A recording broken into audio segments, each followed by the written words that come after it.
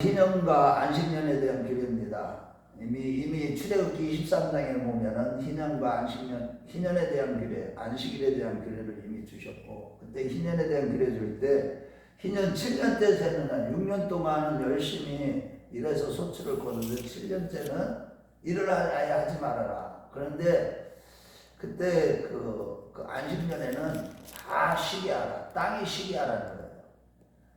이 안식년에 대한 규례가 굉장히 중요합니다. 사람이 7일 동안, 6일 동안이라고 7일날 쉬는 것처럼 이 땅도 안식년에는 쉬어져야 된다는 겁니다.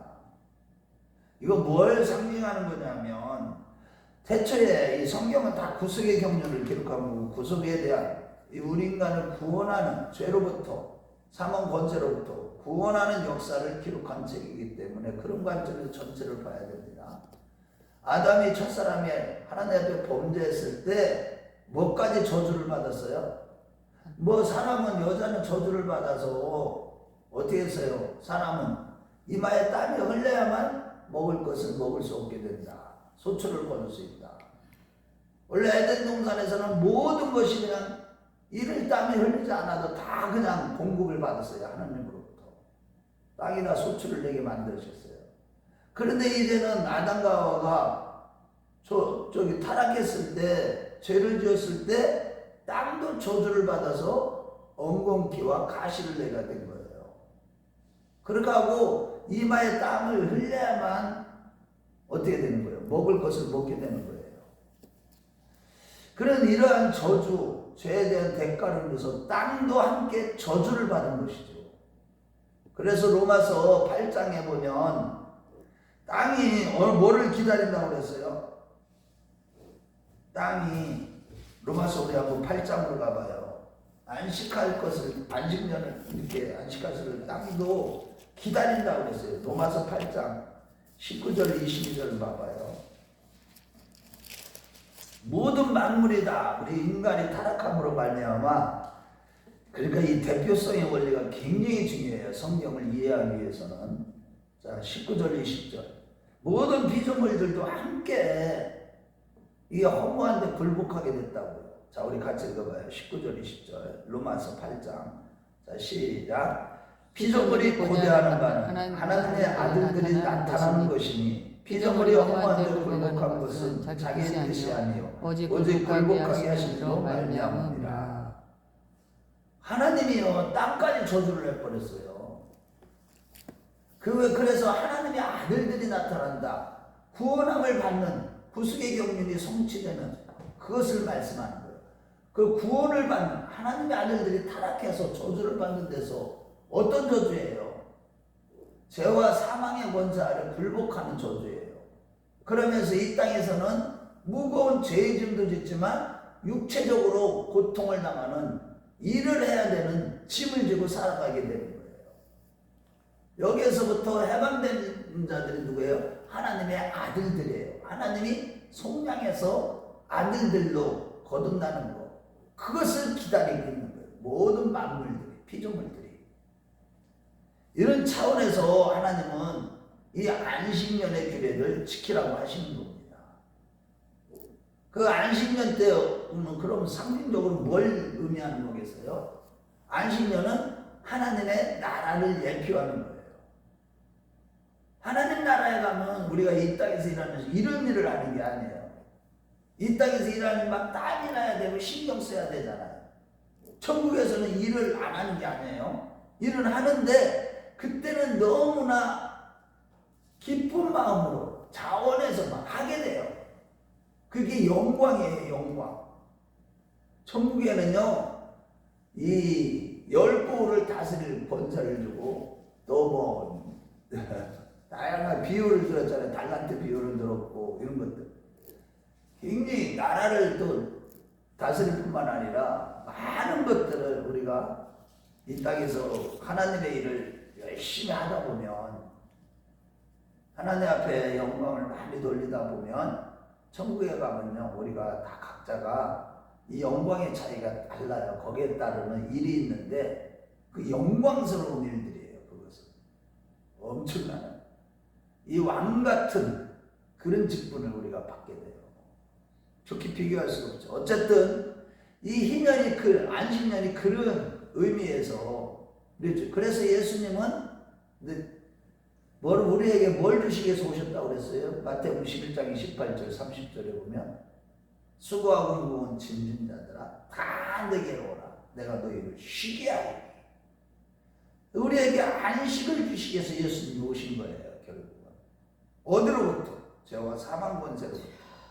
예수님께만 돌아가면 다 죄와 사망 권세로부터 해방되는 거예요.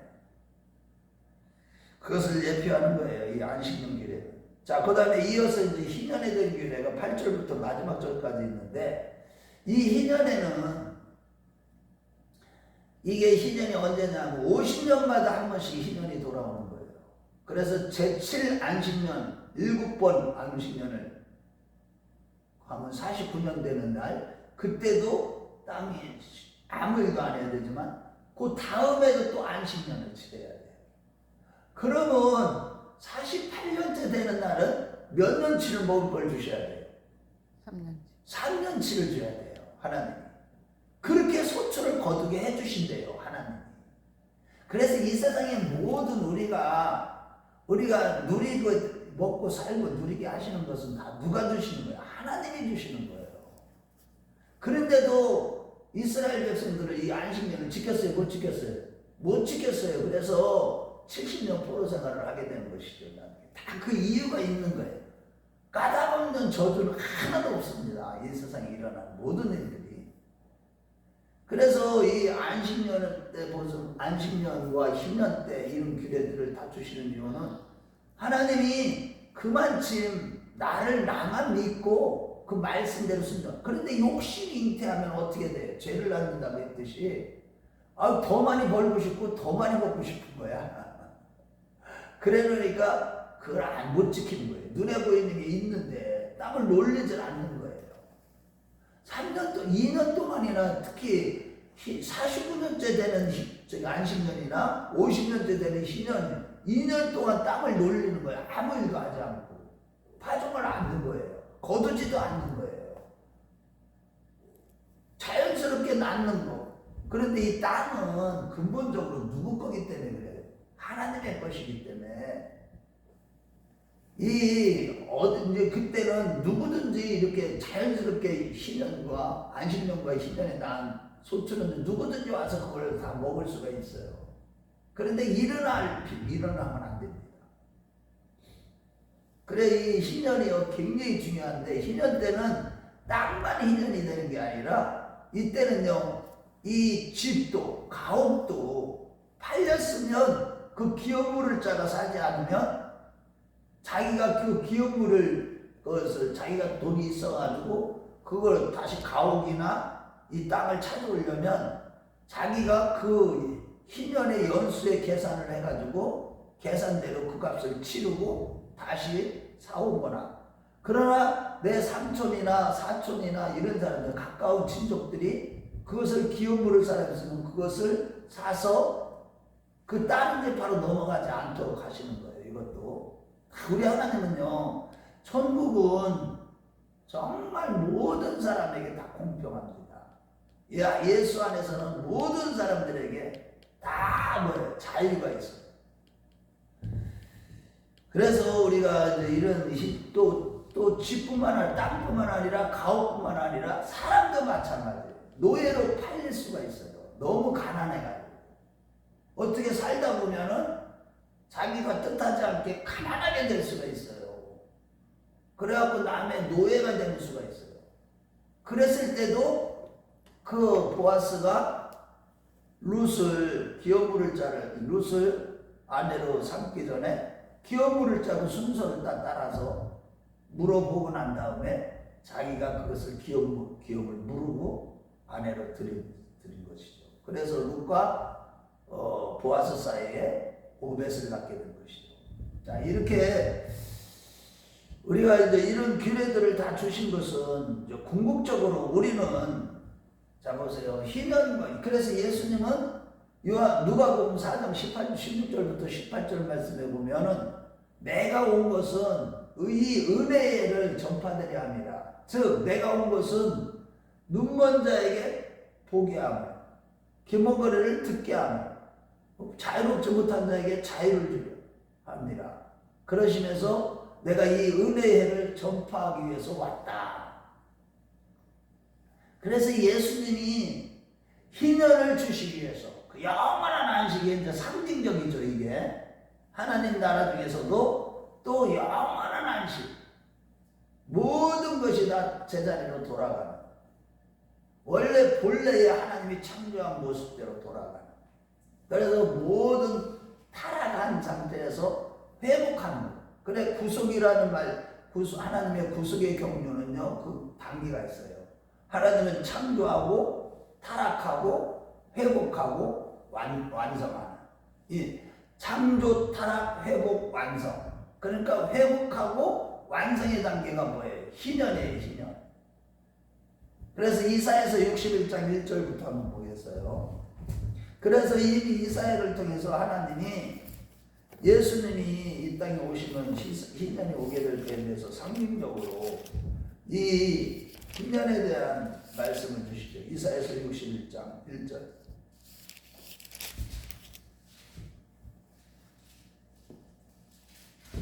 1절과 2절. 자, 시작. 주 여호와의 영이 내게 내리셨으니 이는 여호와께서 내게 기름을 부으사 가난한 자에게 아름다운 소식을 전하게 하려 하십니다. 나를 보내사 마음이 상한 자를 고치며 포로된 자에게 자유를, 갇힌 자에게 노임을 선포하며 여호와의 은혜의 해와 우리 하나님의 보복의 날을 선포하여 모든 슬픈 자를 위로하되. 이거를 누구를 얘기하는 거예요? 이 나라는 게 예수 그리스도를 얘기하는 것이죠. 그래서 누가복음 4장 16절로 가봐요. 누가복음 4장 16절부터 그냥 18절까지만 보겠어요. 18, 19절까지. 16절부터 19절까지. 자, 그냥 18절부터 19절 보겠어요. 누가복음 4장 시작. 주의 성령이 내게 임하셨으니 이는 가난한 자에게 복음을 전하게 하시고 내게 기름을 부으시고 나를 보내사 포로된 자에게 자유를, 눈먼 자에게 다시 보게 함을 전파하며 눌린 자를 자유롭게 하고 주의 은혜를 전파하게 하려 하심이라 하였더라. 그래서 우리가 예수 그리스도 안에서는 우리는 이제는 죄의 종이 아니라 자유가 돼가지고 의의 종이라고 해서 로마서 6장인 보면 6장 16절 17절에 그래서 우리는 죄의 종이 아니고 의의 종이 되었기 때문에 로마서 8장 1절에서 3절에는 뭐라고 말씀하세요? 이제는 너희들은 성령의 자유하는 법 아래 있게 되었다. 그러니까 우리는요, 자, 의의 종이 됐다. 예수 그리스도를 믿음으로 말미암아 우리가 의의 종이 되었다. 의의 종이 되었다. 이 말씀 자체는 자유롭게 되었다. 하나님의 것이 된 이 자체부터가 자유라는 거예요. 우리에게는 하나님 우리를 막 하나님의 것이라고 하시면서 우리가 참 이게 역설이에요. 보세요. 누구한테 구속된다 이것은 자유가 있어지는 거예요? 없어지는 거예요? 없어지는 거야. 그런데 하나님께 구속되어지면 자유가 주어지는 거예요. 이게 그러니까 우리가 말씀에 우리가 사로잡히면 자유롭게 되는 거라니까요. 이게 다른 말로 하는. 그래서 요한복음 8장 31절 32절 말씀해 보면은 자기를 믿는 유대인들에게 이르시되 내가 너희에게 진리를 깨닫게 할 것인데 진리가 너희를 자유케 하리라. 그런데 그 진리가 뭐예요? 십자가의 도예요. 그래서 우리가 어느 때를 보면은 이 좁은 길을 가는데 거기에 뭐가 있어요? 자유가 있고 평안이 있는 거야. 야, 이게 그래서 이게 비밀이에요. 비밀. 이걸 어떻게 세상 사람들이 알아듣습니까? 이런 진리를. 그래서 이 비밀은요, 하나님의 은혜로만 성령으로 거듭나서 성령이 계시해 주실 때만 깨달을 수가 있는 거예요. 힘으로 능으로 되지 아니하고 나의 신으로 되느니라. 지혜와 계시의 영을 너에게 부어주사 하나님을 알게 하시고 너희 기업의 풍성이 무엇인지를 알게 하시기를 원하노라. 우리 하나님은요, 우리가 하나님을 알기를 원하신다. 진리를 알기를 원하신다. 내 백성이 무지함으로 나를 알지 못함으로 망하는도다.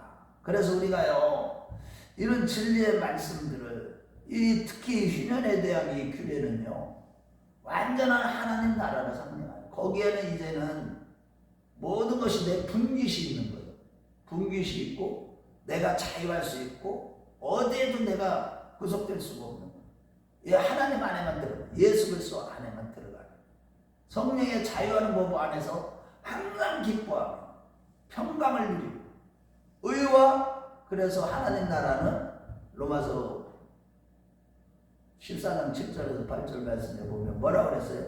의와 평강과 뭐라고 그랬어요? 희락. 의와 평강과 희락이라. 그래서요 우리가 이것을 지금 현재적으로 누려야 되는 거예요. 희년의 축복을. 왜? 이미 예수께서 우리 안에 오셨기 때문에, 말씀으로 오셨기 때문에 우리는요 어디에도 구속받을 필요가 없어요. 이제는 이것은 결국은 뭐를 얘기하느냐, 우리 하나님은요 제사를 원하는 것이 아니라 인애를 원한다. 너희들이 그러면 하나님께서 이런 안식년 희년의 규례를 주신 이유는 바라 모든 사람들에게 뭐예요? 자유를 주시기 위한 것이고, 그래서 이 레위기서 말씀도 전체가 보면 레위기서 19장 18절에 뭐라 그랬어요? 이미 사랑의 법, 이게 율법도요 사실은 사랑에서 다 나온 말씀이에요. 우리를 구속하는 게 아니에요. 우리를 올가매는 게 아니에요. 이것이 내 형제를 내 몸같이 사랑하라, 이 말씀을 레위기서 말씀에 이미 주셨고요. 그 다음에 이제 호세아서 6장 6절 말씀에 보면, 그래서 예수님은 하나님은 내가 제사를 원하는 것이 아니라 인애를 원한다. 그래서 우리 몸을 하나님이 기뻐하시는 것과 산에서는 날마다 드리라는 이유가 여기에 있는 거예요. 다른 사람을 위해서 내가 부어주고 뜯겨지고 그렇게 살아가라. 내가 너에게 자유를 줬으나 그 자유로 너희가 종로로 되라. 다 연결된 말씀이에요. 그래서 결국은 뭐냐, 내가 이 땅에서부터 누리기 위해서는 하나님 나라를 누리고 또 이내 사람들에게 사랑을 실천하는, 정말로 그의 나라와 의를 구하면서 이 사랑을 실천하는 이런 삶을 살아가는 것, 이것은 오직 성령이 내 안에 충만하고 말씀으로 충만할 때 이런 모든 것들을 성경의 말씀이 완전히 내 안에서부터 성취되고, 이것이 이웃에게 흘러가고, 이것을 인해서 가정이 살리고 나라를 살리고, 이게 하나님 나라를 건설하는 거예요. 그래서 모든 것이부터 나로부터 시작되는데, 내 자신이 삭제되어지고 예수로 충만한 그런 삶을 살아갈 때 이런 기쁨을 누리게 돼요. 희년의 기쁨, 희년의 평안, 이 희년의 이 자유함, 이런 것들을 이 땅에서부터 누리게 되는, 저와 여러분들이 그러한 자를 다 되시길 주의 이름으로 축원합니다.